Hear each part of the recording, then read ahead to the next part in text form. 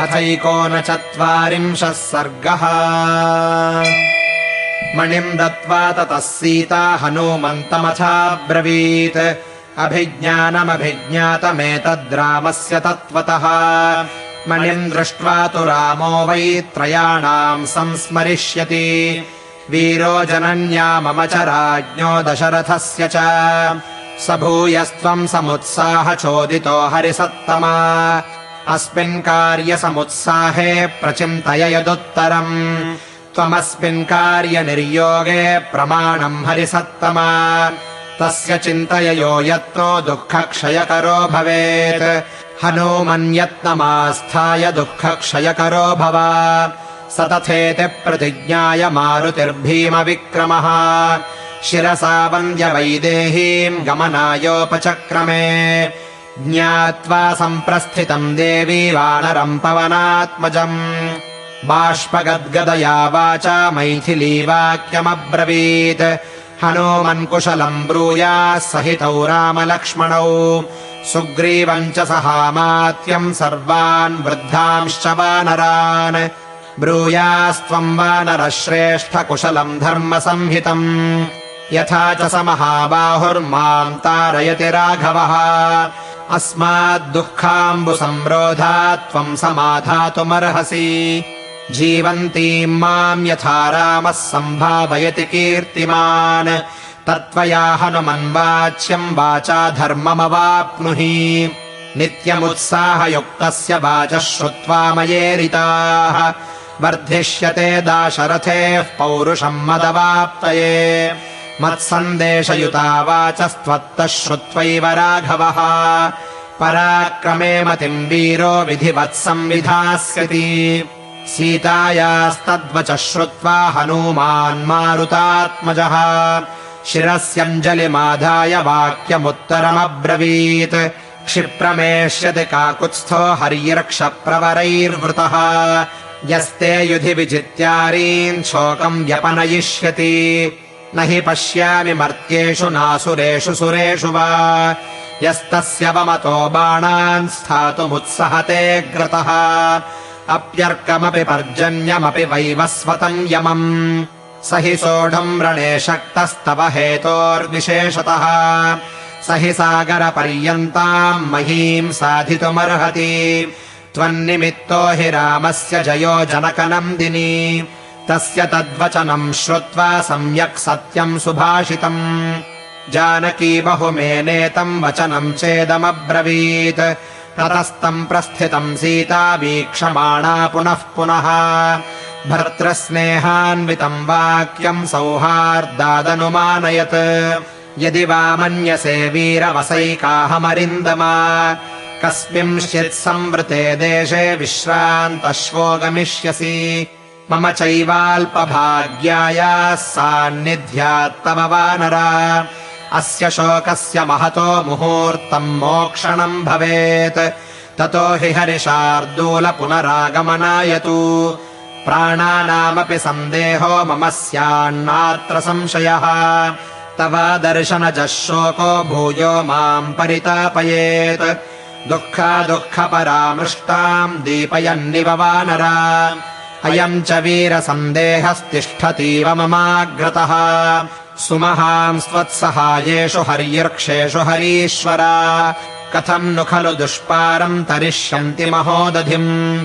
तानि हरिर्क्षसैन्यानि तौ वानरवरात्मजौ। त्रयाणामेव भूतानाम् सागरस्येह लङ्घने। शक्तिः स्याद्वैनते यस्य तव वा मारुतस्य वा। तदस्मिन् कार्यनिर्योगे वीरैवम् दुरतिक्रमे। किम् पश्यसे समाधानम् त्वम् हि कार्यविदाम्बरः। काममस्य त्वमेवैकः कार्यस्य परिसाधने। पर्याप्तः परवीरघ्नयशस्यस्ते फलोदयः। बलैः समग्रैर्युधिमाम् रावणम् जित्य संयुगे। विजयी स्वपुरम् यायात् तत्तस्य सदृशम् भवेत्। बलैस्तु सङ्कुलाम् कृत्वा लङ्काम् परबलार्दनः। माम् नयेद्यदि काकुत्स्थस्तत्तस्य सदृशम् भवेत्। तद्यथा तस्य विक्रान्तमनुरूपम् महात्मनः। भवेदाहवशूरस्य तथा त्वमुपपादय तदर्थोपहितम् वाक्यम् प्रश्रितम् हेतुसंहितम् विशम्य हनुमान् शेषम् वाक्यमुत्तरमब्रवीत् देवि हरिरक्षसैन्यानामीश्वरः प्लवताम्बरः सुग्रीवः सत्यसम्पन्नस्तवार्थे कृतनिश्चयः स वानरसहस्राणाम् कोटिभिरभिसंवृतः क्षिप्रमेष्यति वैदेहि राक्षसानाम् निबर्हणः तस्य विक्रमसम्पन्नाः सत्त्ववन्तो महाबलाः मनः सङ्कल्पसम्पातानि देशे हरय स्थिताः येषाम् नोपरिनाधस्तान्नतिर्यक् सज्जते गतिः न च कर्मसु सीदन्ति महत्स्वमित तेजसः असकृत्तैर्महोत्साहैः ससागरधराधरा प्रदक्षिणीकृता भूमिर्वायुमार्गानुसारिभिः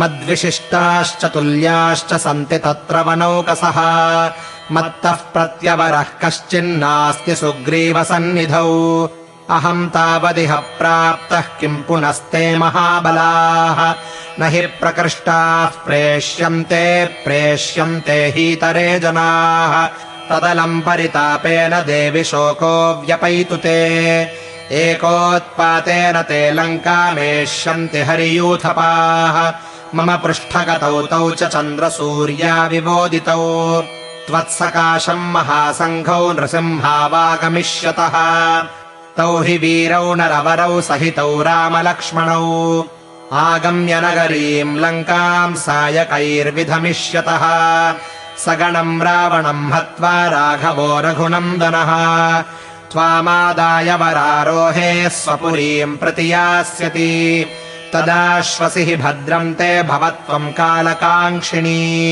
न चिराद्रक्ष्यसे रामम् प्रज्वलन्तमिवानलम् निहते राक्षसेन्द्रे च सपुत्रामात्यबान्धवे त्वम् समेष्यसि रामेण शशाङ्केनेव रोहिणी क्षिप्रम् त्वम् देवि शोकस्य पारम् द्रक्ष्यसि मैथिली रावणम् चैव रामेण द्रक्ष्यसे निहतम् बलात् एवमाश्वास्य वैदेहीम् हनूमान् मारुतात्मजः गमनाय मतिम् कृत्वा वैदेहीम् पुनरब्रवीत् तमरिघ्रम् कृतात्मानम् क्षिप्रम् द्रक्ष्यसि राघवम् लक्ष्मणम् च धनुष्पाणिम् लङ्काद्वारमुपागतम् नखदंष्ट्रायुधान् वीरान् सिंहशार्दूलविक्रमान् वानरान् वारणेन्द्राभान् क्षिप्रम् द्रक्ष्यसि सङ्गतान् शैलाम्बुदनिकाशानाम् लङ्कामलयसानुषु नर्दताम् कपिमुख्यानामार्ये यूथान्यनेकशः स तु मर्मणि घोरेण ताडितो मन्मथेषुणा न शर्म लभते रामः सिंहार्दित इव द्विपः रुदमादेवि शोकेन मा भूत्ते मनसो भयम् शचीव भर्त्रा शक्रेण सङ्गमेष्यसि शोभने रामाद्विशिष्टः कोऽन्योऽस्ति कश्चित् सौमित्रिणा समः अग्निमारुतकल्पौ तौ भ्रातरौ तव संश्रयौ नास्मिंश्चिरम् वत्स्यसि देवि देशे रक्षोगणैरध्युषितेति रौद्रे न ते चिरादागमनम् प्रियस्य क्षमस्व मत्सङ्गमकालमात्रम् इत्यार्षे श्रीमद् रामायणे वाल्मीकीये आदिकाव्ये सुन्दरकाण्डे 140 सर्गः।